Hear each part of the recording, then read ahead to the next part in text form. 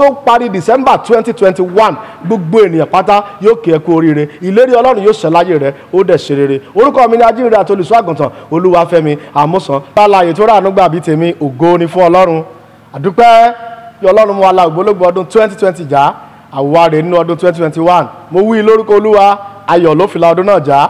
Ẹkún kò ní ya ilé rẹ, ìbànújẹ́ kò ní ya ilé rẹ, ìpọ́njú tí máa gba ìgbàgbọ́ sọnù kò ní ráàyè lọ́dọ̀ rẹ lórúkọ Jésù. Mo wí pé ẹni tó ní ìpinnu láti pa ọ́ lẹ́kún yóò fọwọ́ rẹ̀ ṣera ẹ̀ láàrin ìwọ̀n bàṣẹ́jú díẹ̀ tí Ọlọ́run yóò lò láti fi ọ̀rọ̀ ìyè bọ́ yín. Gbogbo kan tó bá pín ọ̀rọ̀ yìí ẹ ó dẹni ìdáláre. Ẹ jẹ́ kí a gbàdúrà. Ẹni ńlá Ísírẹ́lì a gbé ọ̀gá torí ìwọ ni Ọlọ́run, gba ọpẹ́ wa. Ọba tí ò sẹ́ni tó dàbí rẹ̀, Ọlọ́run gba ìyìn wa. Gbogbo àìṣẹ̀ Ọlọ́run dáríjì. Agbára Ọlọ́run láti Calvary ó yá sọ̀kalẹ̀, agbára àjíǹde ó yá síjìbò wá. À ń lọ báyìí, Ọlọ́run máa bá wa lọ. Ògo ni fún ọ Jésù. Mo wí lórúkọ Jésù bí o ti ń fọkàn yín gbàdúrà pẹ̀lú mi, lórúkọ Baba ọmọ mímọ́, ẹlẹ́dàá rẹ ò ní gbàbọ̀dé lọ́dún tuntun. Mo wí lórúkọ ńlá Jésù ti Násárẹ́tì, wọn ò ní fa aṣọ àánú rẹ ya. Ìpàdé tí wọ́n ti ń dáná ibi, iná tú wọn ká ń bẹ̀ lórúkọ Jésù. Gbogbo májẹ̀mú àwọn mùjẹ̀mùjẹ̀ lórí ẹ àjíǹde bàá jẹ́ nínú ọdún tó wà yìí yóò tù ọ́ lára lórúkọ Jésù. O ò ní sọmọnì nínú ẹ̀ lórúkọ ńlá Jésù. O ò ní di opó. Àsọtẹ́lẹ̀ kí ọmọ máa kú lé ọ lórí ayé dànù. Ọwọ́ tó ń bọ ọjà láti lé bàbá rẹ ọ̀run gé dànù. Gbọ́ ìwọ mọ̀mọ́ tó ń wò mí, mo pàṣẹ sínú ayé rẹ báyìí lórúkọ ńlá Jésù. Jákulẹ̀ tó ní mo yí padà sí ìbùkún lórúkọ Jésù. Gbogbo ẹ̀yin tí ọjọ́ yín pé láti di oníyàwó, láti di oní ọkọ lórúkọ Jésù, ọjọ́ ẹ̀yẹ kò ní sá fún yín mọ́. Ẹni tó gbógun tì í pé kò ní ṣeé ṣe lórúkọ ńlá Jésù. A ó fi ṣètùtù ọdún tuntun yìí. Ẹ gbọ́ ọ̀rọ̀ Olúwa lẹ́nu mi wí ẹ̀yin àyànfẹ́. Olórí kọ́kọ́rọ́ tó tọ́ sí yín pẹ̀lú àṣẹ àjíǹde Jésù olùgbàlà. Ẹ máa gbà báyìí lórúkọ Jésù. Kọ́kọ́rọ́ ayọ̀, kọ́kọ́rọ́ ìgbéga, ìbùkún, owó, ọmọ, àlàáfíà, ọ̀run yọ̀ǹda rẹ̀ lórúkọ ńlá Jésù. Ọdún 2021 yìí lórúkọ ńlá Jésù ti Násárẹ́tì wà á ta tẹ́ǹtì ayọ̀. Gbogbo àgbáyé ni yóò kí ẹ kú oríire. Mo fẹ́ sáré fi ọ̀rọ̀ Ọlọ́run kékeré ìbá wa bá sọ̀rọ̀. Kò sí Ọlọ́run tó kéré, ṣùgbọ́n eléyìí tó tóbi jù tí Ọlọ́run fi sí mi lọ́kàn ń fẹ́ fi gbà wá ní ìyànjú. Òun láàrin ní inú ìwé Psalm 34, ìwé onísáàmù orí 4:30. Eléyìí tí àkórí yẹn sọ pé olódodo ké, Olúwa sì gbọ́. Olódodo ni ọ́ o,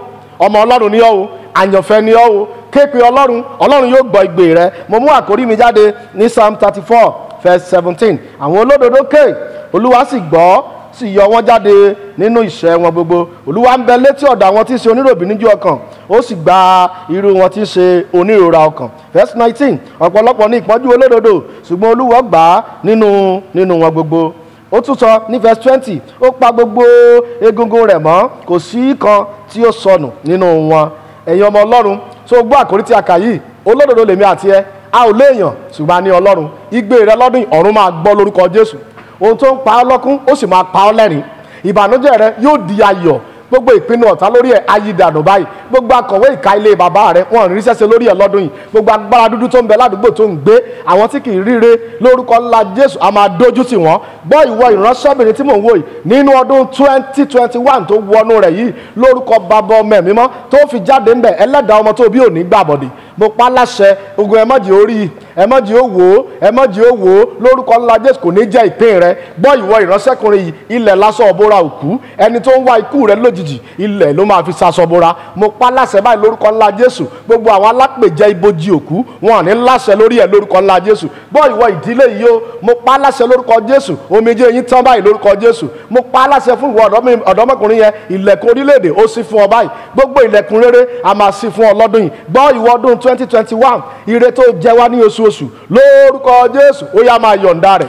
Ẹ̀tọ́ tó jẹ wá lórúkọ Jésù ó yá máa yọ̀ǹda rẹ̀. Ìrànlọ́wọ́ tó jẹ wá lórúkọ Jésù ó yá máa yọ̀ǹda rẹ̀. Ọ̀rọ̀ Ọlọ́run pé olódodo ké, Olúwa sì gbọ́. Láti January tó wọnú rẹ̀ tó fi jáde nínú oṣù December gbogbo igbe rẹ lórúkọ ńlá Jésù kó o máa rí èsì àdúrà rẹ̀. Ní orúkọ ńlá Jésù mo ní kó o máa rí èsì àdúrà rẹ̀. O ò ní kígbe lásán, o ò ní wáyé asán, ojú ìgbàgbọ́ kò ní tì ọ́. Àwọn ìlérí ọjọ́ tó ti pẹ́ tí ò tí ì ṣẹ gbọ́mọ̀mọ́ ní kankan báyìí kó máa wá sí ìmúṣẹ lórúkọ ńlá Jésù. Àwọn ẹ̀tọ́ rẹ lọ́wọ́ àwọn olóore lórúkọ ńlá Jésù ọ̀run kó gbà fún ọ báyìí. Bíbélì pé ọba ò sì lè sùn nítorí ti Mọ́dékáì olùrànlọ́wọ́ rẹ tó ń sùn báyìí ọ̀run kó jí báyìí lórúkọ Jésù. Mo pe Ọlọ́run àwọn apọ́sítélì kó ṣàtìlẹ́yìn fún ọ láti January títí dé ìparí ọdún yìí. Orin hallelujah òní yóò gbẹnu rẹ lórúkọ ńlá Jésù. Mo pa á ní àṣẹ lórúkọ Bàbá ọmọ ìmọ̀ ẹni tó lòun fẹ́ ráṣọ Ọlọ́run rí àfàkísà irú ẹni báyìí ọ̀run máa dójú tì lórúkọ ńlá Jésù. Mo gbà ládùúrà àbúrò bàbá tó bí ọ tó gbógun tì ọ idà rẹ̀ yóò ṣekú pa lọ́dún yìí lórúkọ ńlá Jésù.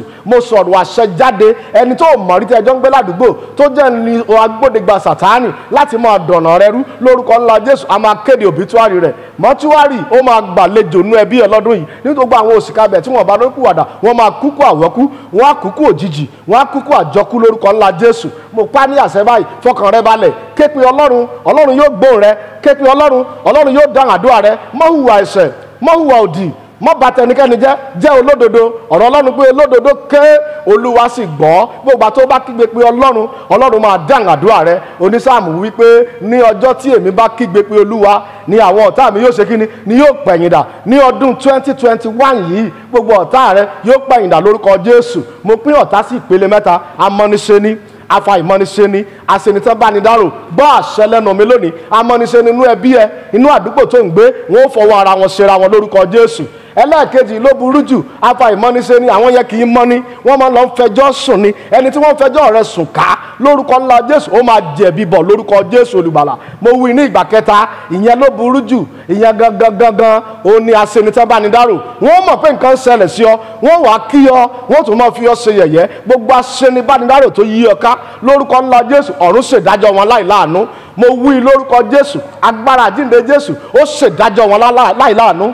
Ní ọdún 2021 yìí àwọn ìlérí tó o ti fẹ́ kó ṣẹ tí ò tí ì ṣẹ yóò mọ wá sí ìmúṣẹ lórúkọ ńlá Jésù. Gbogbo ilẹ̀kùn tó bá fi àdúrà kàn láti oṣù January yóò máa ṣí lórúkọ Jésù. Ní February yóò ṣí fún ẹ ní oṣù kẹta yóò ṣí fún ọ ní oṣù àjíǹde ilẹ̀kùn ayọ̀ máa ṣí ní oṣù karùn-ún ilẹ̀kùn ojú rere máa ṣí ní oṣù kẹfà ilẹ̀kùn ìrànlọ́wọ́ máa ṣí ní oṣù keje ilẹ̀kùn ìgbédìde máa ṣí ní oṣù kẹjọ ilẹ̀kùn àánú máa ṣí ní oṣù kẹsàn-án ilẹ̀kùn àgbáyé lórúkọ Jésù ó máa ṣí fún ọ ní oṣù kẹwàá ilẹ̀kùn ojú rere lórúkọ ńlá Jésù ọ̀dọ̀ rẹ ló ń bọ̀ ní oṣù kọkànlá gbogbo ayé máa kí ọ kú oríire ní oṣù kejìlá ilẹ̀kùn àgbáyé ilẹ̀kùn oríire ilẹ̀kùn ayẹyẹ torí oṣù kejìlá oṣù ńlá ni oṣù méjìlá ó ní ògo ó ní ayọ̀ ó ní ọlá ná bóṣù méjìlá bá ti dé gbogbo ayẹyẹ bẹ̀rẹ̀ bóṣù náà méjìlá bá ti dé ojú ọjọ́ á yí padà òjò á dá ohun gbogbo á sì wá ọyẹ́ á bẹ̀rẹ̀ kùrukùru á gbojú ọjọ́ méjìlá lọ́mọ ẹ̀yìn Jésù níbi tí Jésù fi ìṣù ẹja wẹ́wẹ́ méjì àti àkàrà márùn bọ́ wọn nígbà tí wọ́n jẹ tán agbọ̀n márùn ló kù